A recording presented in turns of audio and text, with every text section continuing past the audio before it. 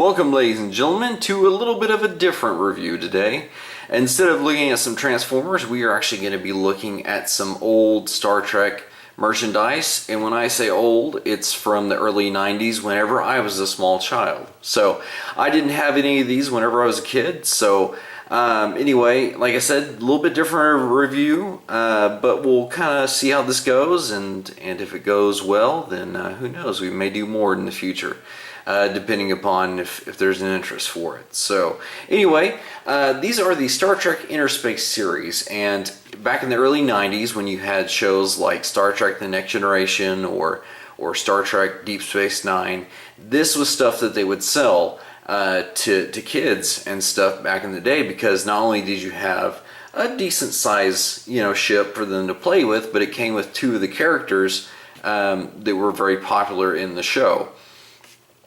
So anyway, like I said, I never had these whenever I was a kid, so we'll kind of go ahead and open these guys up here in a minute. But I want to go ahead and show you guys the packaging real quick. This one's for the Excelsior class Starship, and just kind of taking a look in the package, you can see that there's a little bit of proportion that's a little bit off if you know anything about these ships. So like I said, I don't know. Well, I don't know if I've said this yet, but I know a little bit about Star Trek, but not a ton, but just enough to warrant buying these. So anyway, we'll go ahead and take a gander at these out of the package, and we'll go from there. And here are all three of these ships unpackaged and open in their display mode, which these ships, I forgot to mention when I first said this, they also served as play sets. That's why the actual miniature little figures are in there. And we'll go ahead and start off with the Defiant Crew, which from DS9, which we have, is that Captain or Commander Sisko? It's Sisko either way you look at it. Yeah, let's see if we can get these to, there we go. You can kind of see the detail on both of them. It looks like Sisko has a tricorder and Worf has a phaser. So anyway, nice detailing on both these guys right here. They look really good. So we'll go ahead and set them down over here. Now for the Stargazer, they came with Picard and Q. I'll get to Picard in a second, but here's Q. So arrogant alien, whatever he was. I can't remember what his alien race is. Now Picard's a unique case, because I looked at it and I was like, I know what it's supposed to be. It's supposed to be like he's holding supposed to be like a phaser, and that's like the beam. But you just look at it right off the bat and you're like, oh my God, Picard is a Sith Lord. He has a lightsaber thing going on here. So I thought that's kind of funny. Anyway, all right, moving on to the. It's actually the actual ship name is the Hood, but it's basically the Excelsior starship here. And this comes with LeVar Burton. And he's like, don't take my word for it. And then you hear the theme from Reading Rainbow going on. And then you have Commander Riker here. So anyway, nicely detailed figures, each and every one of these, except Riker has a, I don't think that's a defect, is it? I don't know, maybe he's supposed to have a torn shirt. I can't really tell, unless that's a defect in the toy. But then again, that could explain why he has a phaser in his hand. He's in a fight or something. I don't know why he'd be fighting Geordi, but whatever. Anyway, on to the ships themselves. Like I said, these are actually meant to be play sets, and so if we look at the Defiant here, it's, the interior of it is pretty cool. The captain's chair will swivel. I mean, not very much, because this is a confined area that it works in. And then of course you have the is it the con? I wonder if this chair turns. Oh, the con chair turns too. So anyway, that's pretty cool. And you've got all your little control panels where you fly at the con and everything. The captain's little console's next to his chair there. So anyway, I mean, it's got great detail on the inside. So and as overall as a ship, it's not too bad either. One of the things that these ships are notorious for is you can go ahead and put the figures in there, which, you know, kind of makes it cool, because it'd be kind of dumb just to not be able to put them in there. But you put both your figures in there wherever you want to put them.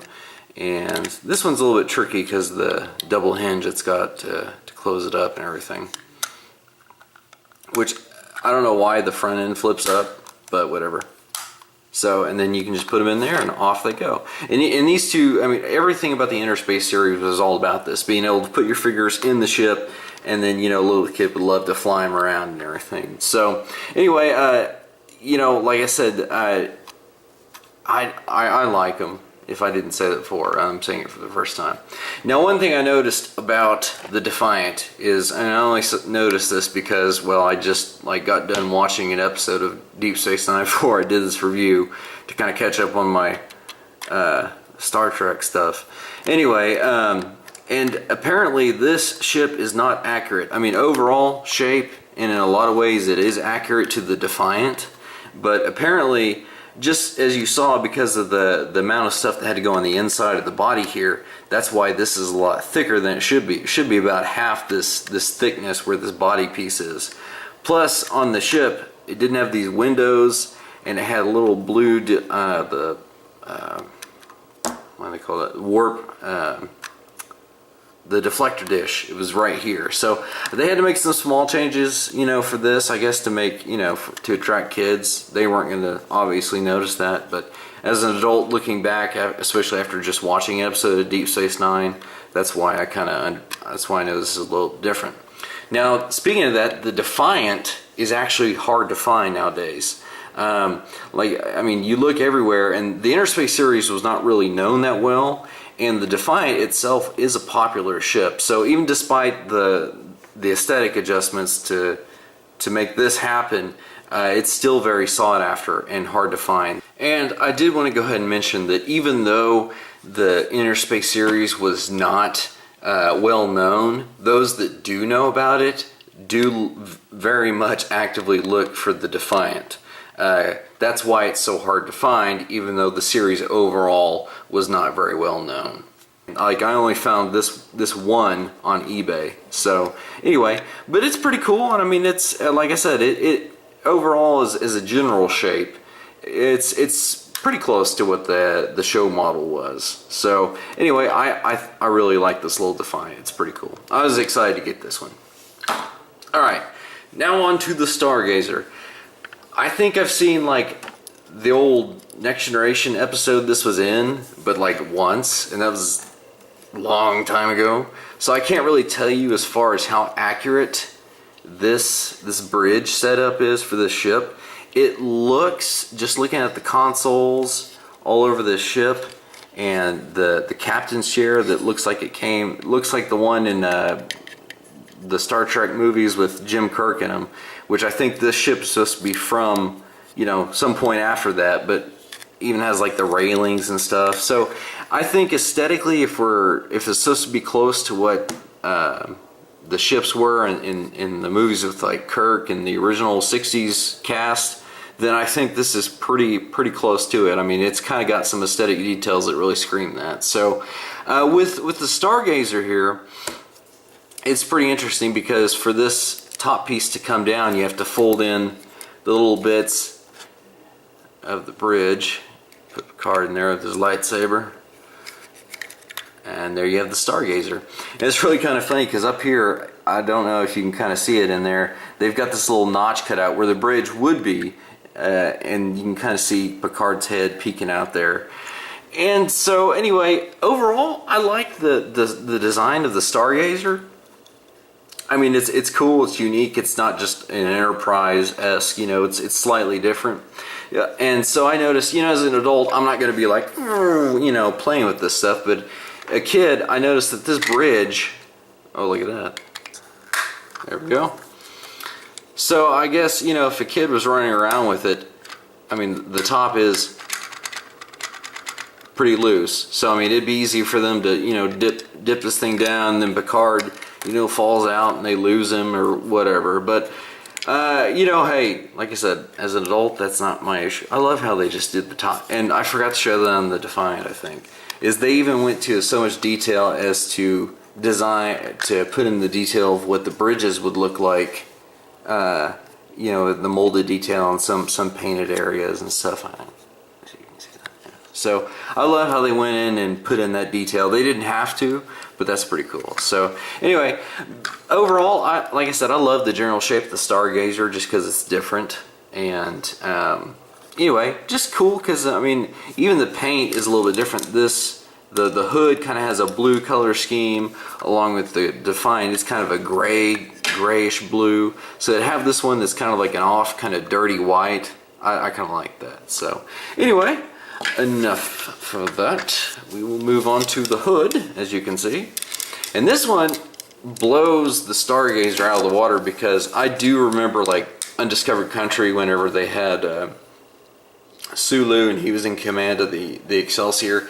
And I mean, because I used to watch that as a kid, so like all the consoles and stuff, but you can see you have like a readout of the ship, and just the way these consoles are designed, it very much screams the Excelsior like we saw in the movie. And then you got these two kind of cool command deals up, which are right in front of, I'm guessing, transporter pads or something. And then of course you got the ship on the view screen, which if you can see that's the Klingon Bird-of-Prey. And I actually had, when I was a kid, I didn't have these, so I wasn't lying. I did have the Klingon ship, and I would have it down, except it's up in a box and it's broken. But who knows? Maybe I can get it down and repair it now. So anyway, like I said with the others, I was surprised. I knew this had a captain's chair, but the captain's chair on this one does not swivel. But I didn't know it had a con station here on this one. I didn't know that. So I thought that was cool because I thought, well, they put two figures in there. Where's Geordi going to go? So anyway, I guess if you wanted to, I mean, this one seems like it. Oh my God. Geordi's got bisected there. Happens with these figures. Anyway, this one has like, I mean, it just feels like it has a lot more just overall more than the Stargazer and the Defiant as far as you know, where you could put them, where you could display them and all that stuff. So that's kind of cool. But we'll go ahead and put these guys in the ship.